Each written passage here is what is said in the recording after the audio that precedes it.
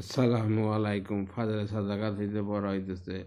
হযরত সামুরা রাদিয়াল্লাহু আনহু হুজুর সাল্লাল্লাহু আলাইহি ওয়াসাল্লামের ইরশাদ বর্ণনা করেন, আমি কখনো কখনো শুধু এই জন্য কোষাগার দেখিতে যাই যে সেখানে কোনো জিনিস পড়ে রইল কি না, আর উহা আমার নিকট থাকা অবস্থায় আমার মৃত্যু আসিয়া পড়ে। তারগীব হযরত আবু যার গিফারী রাদিয়াল্লাহু বিখ্যাত সাহাবী ও সমস্ত দুনিয়া বিরাগী লোকদের মধ্যে ছিলেন।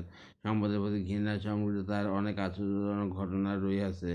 তার মধ্যে একটি ঘটনা আয়াতসমূহের বিবরণে 11 নম্বরে বর্ণিত হইয়াছে। তিনি নিজেও এই হাদীস বর্ণনা করিয়াছেন যে, আমি একবার হুজুর সাল্লাল্লাহু আলাইহি ওয়াসাল্লামের সঙ্গে ছিলাম। হুজুর সাল্লাল্লাহু আলাইহি ওয়াসাল্লাম উহুদ পাহাড়কে দেখিয়া বলিলেন, যদি এই পাহাড় স্বর্ণে পরিণত হইয়া যায়, তবু আমার উহা পছন্দ নয় যে উহা হইতে একটি দিনারও আমার নিকট নির্দিষ্ট 3 দিনের অধিক সময় থাকিবে। খরচ আদায়ের জন্য যে দিনার রাখিবে উহা ব্যতীত।